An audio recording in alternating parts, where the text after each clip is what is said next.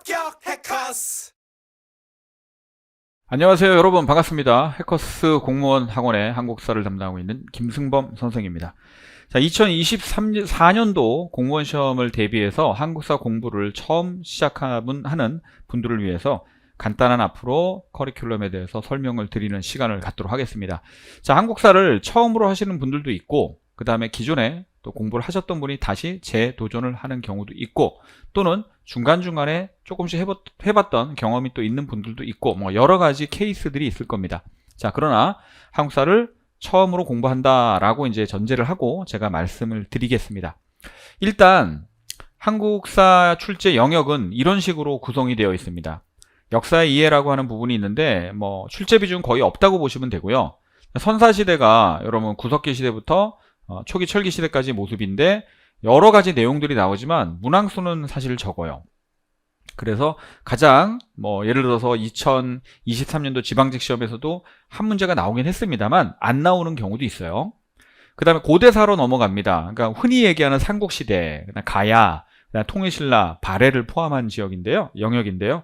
보통 여기서 서너 문제가 나온다고 했지만 두 문제가 나올 수도 있고 세 문제가 나올 수도 있는 거기 때문에 최근 들어서는 조금 조정은 되고 있습니다. 그래서 제가 보기에는 뒷부분보다는 앞부분의 숫자를 좀 보시는 게 좀 더 낫다. 세 문제 정도 나온다, 생각하시면 되고요. 고려시대도 비슷합니다. 그런데 이제 보시면 고대도 그렇고 고려도 그렇고 조선도 그렇고 항상 이제 여러분들이 어려워하는 게 뭐냐면, 정치사 당연히 어렵죠. 내용이 많고 사건이 많으니까. 그런데 항상 또 이 부분이 있잖아요. 문화 파트에서 굉장히 많이 어려움을 느낍니다. 그런데 다행히 여러분들이 2024년도를 준비하고 계시는 이 상황에서 최근 들어 한국사 시험이 지역적인 출제 영역이 상당히 많이 줄었어요. 그래서 노멀한 주제들로 많이 바뀌었기 때문에 그렇게 부담스럽게 생각하지 않으셔도 될 것 같습니다. 조선은 4-5문제라 그랬는데 2023년 지방직 같은 경우는 5문제가 나왔어요. 그러니까 앞에 정도 숫자가 나올 수도 있고 뒤에 숫자가 나올 수도 있고, 이 출제 비중은 그냥 알아서 출제자들이 하는 거기 때문에 우리가 뭐라 할 수가 없죠. 그래서 놓고 보면 우리가 조선시대까지를 이제 전근대사라고 이야기를 합니다. 만약에 제가 여기다 한 문제, 세 문제 보면 6개잖아요. 7개, 4개 보면 11개고, 이렇게 보면 12개죠. 그죠? 그러니까 전근대사가 대략 11개에서 12문제가 출제된다는 게 최근에 좀 추세인 것 같아요. 요 정도가 좋습니다. 요 정도가 딱 좋은 출제의 비중이다라고 볼 수가 있습니다. 자, 그 다음에 근대사, 우리가 이제 고종의 즉위부터 국권필탈 전까지 서너 문제, 일제강점기죠, 한두 문제, 광복이 현대사 한두 문제. 그래서 예전에는 이제 앞부분에 맞춰서 이렇게 적게 나오는 경우도 있었는데, 최근에는 그래도 이 정도로 나오는 그런 추세입니다. 그래서 이렇게 따지면 근현대사는 대략 해서 한 8개 정도, 요렇게 보면 딱 좋아요. 대개 이 정도의 출제 비중이 아주 적당합니다. 이 정도로 맞추려고 하는 분위기가 최근 들어서 나타나고 있어요. 자, 그러면 이제 학습 전략은 일단은 판서노트라고 하는 교재로 저는 1회독을 하겠습니다. 판서노트는 어찌 보면 이제 기본과 심화 과정이 통합되어 있다고 볼 수가 있습니다. 예전에 어려웠을 때는 이 프로세스를 모두 따라가기를 제가 강력하게 이제 말씀을 드렸는데, 최근 들어서는 한국사의 출제 난이도가 상당히 좀 노멀해졌기 때문에 1회독이 제일 중요하고, 다른 걸 만약에 시간상 못하더라도 이 부분만 여러분들이 잘 따라오시면 될 것 같아요. 이게 예전에 기본 과정이 있고 심화 과정이 있고 이렇게 되어 있었을 때, 기본 과정과 심화 과정이 모두 합쳐져 있는 거라고 보시면 돼요. 근데 이게 제일 중요합니다. 그리고 이게 2023년 7월에 다시 신간이 출판이 됩니다. 그래서 이걸로 보시면 돼요. 여러분들은 7월 달부터 판서노트를 가지고 저랑 수업을 하시면 이제 한국사 대비에 거의 8부 능선은 여러분들이 올라가신 거다 생각하시면 됩니다.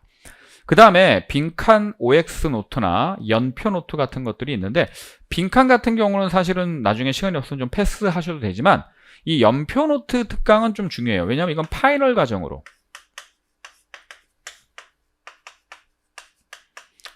파이널 정리고, 빈칸 OX 노트거든요. 요거는 이제 개념 강화 과정이다 이렇게 생각하시면 됩니다. 개념 강화 과정이다. 자, 뭐가 제일 중요하다고요? 판서 노트가 제일 중요합니다. 이것만 잘 따라오시면 돼요. 그리고 나머지는 옵션이다. 그리고 이제 중요한 건 문제풀이죠. 기출문제든 뭐 동영 모의고사든 기출문제, 뭐 동영 이런 뭐 하프 모의고사 이런 문제들이 좀 중요하겠죠. 왜냐하면 적용을 해봐야 되기 때문에. 내용만 맨날 반복적으로 본다고 내가 아는 건 많은데 문제를 못 풀어요. 문제를 푸는 건 시간 안에 문제를 풀어보는 연습을 하셔야 되고요. 문제를 풀면서 내가 공부했던 개념이 다시 반복되고 강화되는 거예요. 구조화되는 거예요. 그 과정을 여러분들이 절대 가볍게 여기시면 안 됩니다.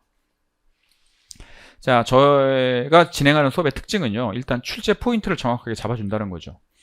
한국사 수업 시간에 그냥 웃다 즐기다 집에 가실 거 아니잖아요. 그죠? 무엇이 나오는지 그 방대한 한국사의 내용 중에 정확하게 짚어주는 수업이 필요합니다. 단기간에 한국사 고득점을 가능하게 해드리죠. 판서노트 2달이면 끝납니다. 그리고 나서 문제풀이 바로 들어가셔도 전혀 고득점 하는데 문제가 없어요.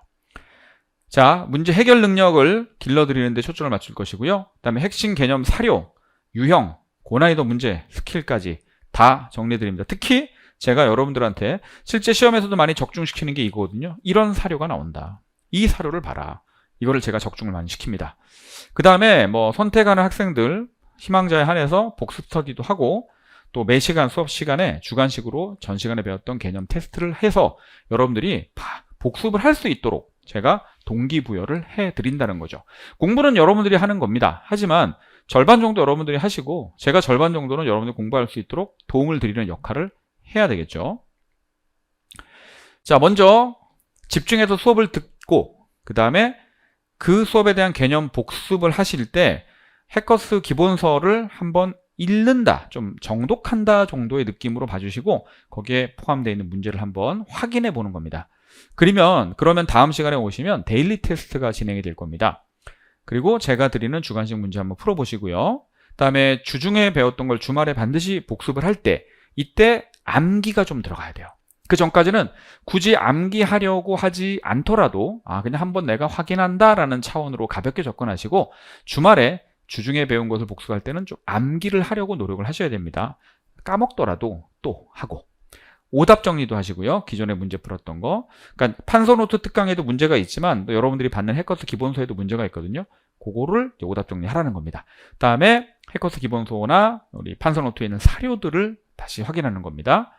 자, 그 다음에 수업 전에 리뷰. 이거 스터디는 이제 하는 학생도 있고 안 하는 학생도 있으니까 스터디 하시는 분들은 이 문제를 풀어오시면 되고요. 수업 전 리뷰가 뭐냐면 그 전주에 배웠던 걸 또는 전 시간에 배웠던 거를 수업 전에 반드시 한번 보라는 거예요. 근데 리뷰니까 한 20분 정도 시간 내서 한번 확인 차원에서 읽어보는 정도. 그 정도만 해도요, 안 하는 것보다 100번 나아집니다. 아시죠? 100배 나아져요. 100배. 자, 이렇게 해서 해독을 계속 지치지 않고, 이거는 비단 한국사회 해독 학습법이 아니라 여러분들이 공부하는 모든 과목에 적용하셔도 이거는 정말 좋은 학습 방법입니다. 제가 강력하게 추천드립니다. 자, 그래서 기본 심화 과정을 판서노트로 끝내고 그 다음에 9월부터 기출문제로 바로 들어갑니다.